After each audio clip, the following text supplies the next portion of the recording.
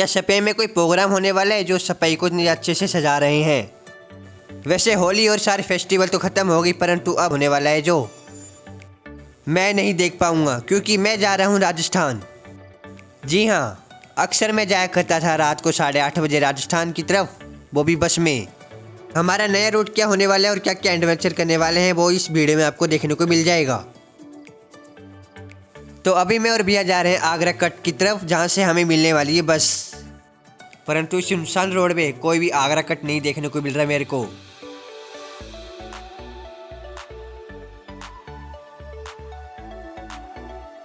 Finally भैया हमें उतार देते हैं एक ब्रिज के नीचे, जहाँ पर हमें एक के ऊपर चढ़ने के लिए हमें करना पड़ेगा एक एडवेंचर, यानी इस छोटी सी पहाड़ी पर चढ़ के हमें इस ब्रिज के ऊपर जाना पड़ेगा, हम बस ले पाएंगे।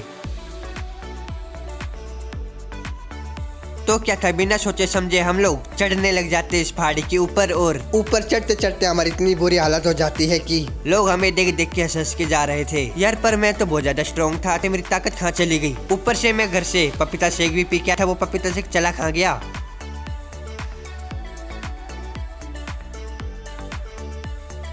अरे यार, ये भैया भी मेरे को देख के हंस के गए हैं। फाइनली जैसे तैसे करके हम लोग चढ़ जाते इस ब्रिज के ऊपर, और बड़ी मुश्किल से अब जाके सांस में सांस आई। ब्रिज के ऊपर आने के बाद हमें एक से बढ़कर एक बस दिखी, परंतु एक भी इनमें से आगरा जाने के लिए तैयारी नहीं थी। और हमको यहाँ पर बैठे बैठे भी बहुत ज़्यादा देर हो गई, और मैं तो बैठे बैठे थक भी गया हूँ। अब तो मेरे को ये डर है कि अब बस आएगी भी या नहीं, या फिर हमें फिर से इटावा जाना है पड़ेगा। यही चीज़ सोचते सोचते अचानक से एक छोटी सी चमक दिखी पिंक कलर की, तो शायद हमारी आखिरी उम्मीद थी आगरा तक जाने के लिए। बस कंडक्टर से पूछने के बाद हम लोग बैठ जाते इस बस के अंदर, परंतु शायद हमने इस बस के अंदर बैठ के बहुत ज़्यादा बड़ी गलती करी। एक तो इतनी ज़्यादा गर्मी, ऊपर से इस बस की एसी भी नहीं चल रही। मैंने कई बार एसी वेंट के खोल के बंद भी करने की कोशिश करी, परंतु कहीं से भी ठंडी हवा नहीं आ रही थी, और मैं पसीने से पूरी तरह लथपथ हो चुका था। पता नहीं क्यों हमारे अलावा इस बस के अंदर कोई था भी नहीं। क्या यही कारण है जो इस बस के अंदर कोई नहीं है, क्योंकि इस बस की एसी नहीं चल रही, और इस बस की हालत भी बहुत ज़्यादा ख़राब थी। इसकी लग्जरी सीटें देख के तो मैं घबरा ही गया था। जैसे ही ये बात पता चली कंडक्टर को कि बस की एसी नहीं चल रही, तो इसलिए ये भैया बस की सनरूफ को खोल देते जिससे थोड़ी बहुत हवा अंदर आए, परंतु इस सनरूफ से कोई काम नहीं चला, तो मैं बस के ड्राइवर के पीछे वाली सीट पर आ गया। बस का केबिन एरिया तो कुछ ज़्यादा ही ख़राब था, इसके तो मीटर के नाम पे कुछ भी नहीं था, ऊपर से सारे बटन वगैरह टूट के नीचे लटक रहे थे इसके तो। और अभी जिस जगह मैं बैठा हूँ उस जगह से तो मेरे को रोड भी दिख रही थी एकदम क्लियर। लगता है मैंने बस के आगे वाली सीट पर आके बैठ के बहुत ज़्यादा बड़ी गलती करी। मेरे को जल्दी से जल्दी यहाँ से पीछे जाना पड़ेगा। ये क्या बात है, बस के अंदर चार्जिंग पॉइंट भी दे रखे हैं, बल्कि यहाँ पर एसी चलने के लिए बस का सनरूफ खोला गया है ताकि बस थोड़ी ठंडी रहे। अब इसके लिए क्या करेंगे, अब इस चार्जिंग पॉइंट को चलाने के लिए क्या करेंगे, बस कनेक्टर बस के ऊपर क्या सोलर प्लेट लगाएंगे ताकि हम लोग फ़ोन को चार्ज लगा सके।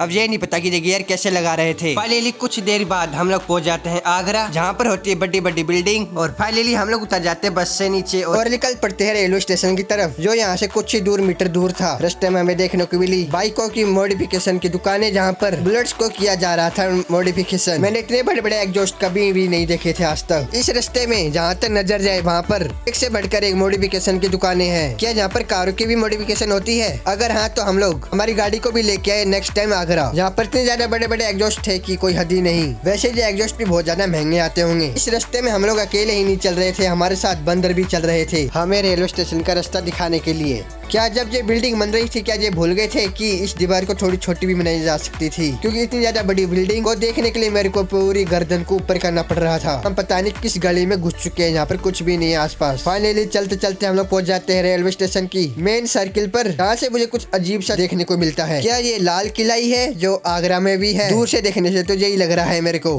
परंतु ये लाल किला और आगरा कॉम्बिनेशन सही नहीं बैठा। फाइनली हम लोग पहुंच जाते हैं रेलवे स्टेशन, जहाँ से हमें कटवानी पड़ेगी सबसे पहले टिकट, और और वो भी जनरल, जिसमें आती भारी भरकम भीड़, चलने की जगह और ना बैठने की जगह मिल सकती है उधर। तो भी मैंने और भैया ने ले लिया ये बड़ा रिस्क एडवेंचर करने के लिए। तो हम लोग इस स्टोर से पूछते हैं कि टिकट का काउंटर किस ओर है, और ये जानने के बाद हम लोग पहुंच जाते हैं सेल्फ टिकट मशीन की तरफ, जहाँ से हमें खुद से ही टिकट करनी पड़ेगी। ये रेलवे स्टेशन फुल भरा पड़ा है जनता से। पहले लिस्ट मशीन से हम लोग कर लेते हैं हमारी टिकट जयपुर तक की। स्टार्टिंग में थोड़ी बहुत प्रॉब्लम हुई, पर जैसे तैसे करके हमने 2 टिकट कर ली जयपुर तक की। क्या रेलवे स्टेशन की भी साफ सफाई होती है? ये तो मैंने सुना था। रेलवे पटरी की भी साफ सफाई होती है, ये तो मैंने आज पहली बार देखा है। क्या आप भी वही देख रहे हैं जो मैं देख रहा हूँ? जी हाँ, लाल किला तो है आगरा में, बना था 1965 में। आप भी जानते थे कि आज से पहले आगरा में भी एक लाल किला है? वैसे मेरे को भी देखना था कि इस लाल किले के अंदर क्या क्या है, परंतु ट्रेन आने में कुछ ही वक्त बचा है और हमें भूख भी बहुत ज्यादा लग रही थी, इसलिए हमने मंगा लिए छोले और चावल। जिस प्लेट के अंदर छोले के नाम पर एक छोला मिला और साथ में सोयाबीन भी थी। चावल का कलर भी मेरे को कुछ ठीक ठाक नहीं लग रहा था, और मेरे को ये प्लेट पूरे 50 रुपए में भी दी, जो शायद ट्रेन के डिब्बे के अंदर 25 रुपए में मिल सकती थी।